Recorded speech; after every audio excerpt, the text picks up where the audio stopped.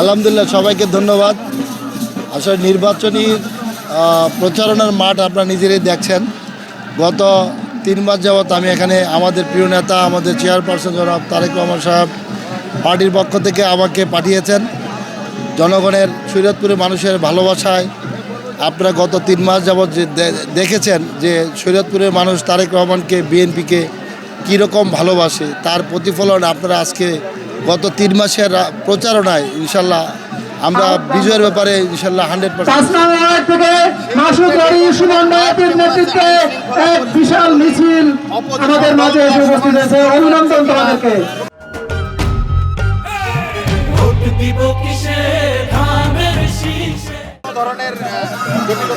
আমরা এখানে সবাই আন্তরিকতার সাথে সহাবস্থানে আমরা রাজনীতি করছি, ইলেকশনে প্রচারণা চালিয়ে যাচ্ছি। আমরা জনগণের কাছে ছেড়ে দিয়েছি জনগণের চয়েস। যে প্রার্থীরা, আমি বলেছি যে জনগণ যদি বিএনপিকে, তার জনাব তারেক রহমান সাহেবকে ভালোবাসে, আমাকে ভালোবাসে, তাহলে ধানের শীষে ভোট দিবে, আর যদি ভালো না বাসে তাহলে দিবে না।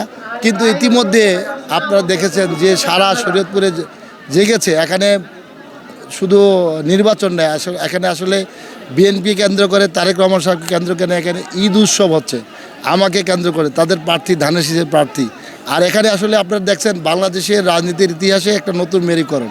সেটা কি, বিএনপির স্টেজে আওয়ামী লীগ সহ অন্যান্য নেতৃবৃন্দ যারা এদেশের জনগণের প্রতিনিধি, প্রত্যেকটা পরিবার, আমার শরীয়তপুরের প্রত্যেকটা পরিবার এখানে দলমত নির্বিশেষে, প্রত্যেকটা হিন্দু মন্দির মসজিদ সব জায়গায় সবাই মানে আন্তরিকভাবে মন খুলে এখানে আমাকে ভালোবাসে, ধানের শীষকে ভালোবাসে।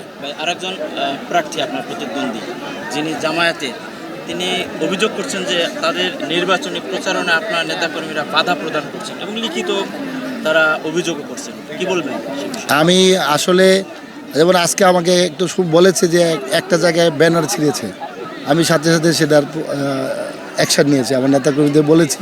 আমার একটা সব জায়গায় বলা আছে যে আমরা এখানে সবাই ভোট চাবো, জনগণ যাকে ভোট দেয় সে এমপি জনগণের প্রতিনিধি নির্বাচিত হবে। আমি এখানে কোনো ধরেন বিরোধের অবকাশ নাই। ইভেন দেন আপনি জামাতের কেন্দ্রের যে আছেন তাকে যদি আপনি প্রশ্ন করেন যে বিএনপির কেন্দ্রের সম্পর্কে আপনার মন্তব্য কী, তাহলে আপনারা এটার উত্তরটা জেনে যাবেন। জেলার মধ্যে দেখা যাচ্ছে যে আওয়ামী লীগের যারা নেতা কর্মীরা আছে তারা তো আসলে কর্মকাণ্ড থেকে নিষিদ্ধ, তারপরও দলে দলে যোগ দিচ্ছে, এটাকে কিভাবে নিচ্ছেন আপনার দলে? এখন এটা কোনো সংগঠনের নাম নিয়ে আপনি তাদেরকে বাংলাদেশের নাগরিক হিসাবে প্রত্যেকের ভোট দেওয়ার অধিকার আছে না? নাই? যদি অধিকার থাকে আর যদি তাদের দল চয়েস করার থাকে, অধিকার থাকে, যেটাকে আমরা মানে রাজনৈতিক মানে ফ্রিডম অফ চয়েস, যেটা ফ্রিডম অফ চয়েস যদি বলেন, সেখানে যে কেউ যে কোনো দলে যেতে পারে, আসতে পারে না। লাস্ট কোশ্চেন, আমাদের বর্তমানে রিটার্নিং কর্মকর্তা এবং জেলা পুলিশের প্রধান তারা দুইজনেই নারী, সেই ক্ষেত্রে হচ্ছে একটা নানান রকম চ্যালেঞ্জিং, এই বিষয়টা কিভাবে দেখছেন এবং এটা নিয়ে কোনো জটিলতা মনে হয় কি তাদের?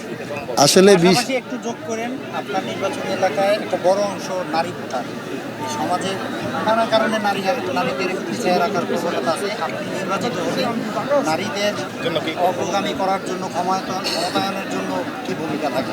আপনারা জানেন আমাদের প্রিয় নেতা, আমাদের পার্টি চেয়ারপারসন জনাব তারেক রহমানের যে 31 দফা কর্মসূচি ঘোষণা করেছেন, সেখানে নারীর ক্ষমতায়নে, নারীর সুযোগ সুবিধার জন্য বিশেষ ব্যবস্থা ওখানে গ্রহণ করা হয়েছে।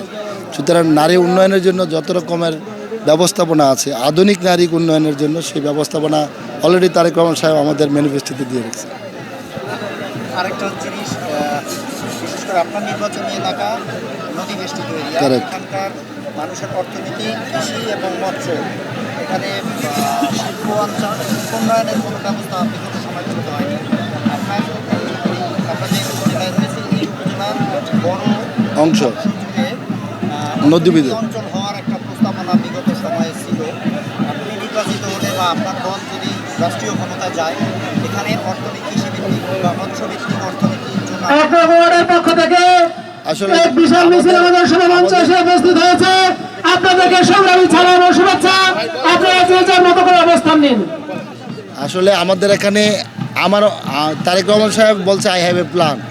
আমি আপনাদের বলি ওই সিক্রেট, আই হ্যাভ এ প্ল্যানের মধ্যে একটা প্ল্যান আছে শরীয়তপুরকে আধুনিক কৃষি নির্ভর এবং শিল্প নির্ভর শহরে পরিণত করা। থ্যাংক ইউ ভাই। ধন্যবাদ। সবাইকে ধন্যবাদ। অনেক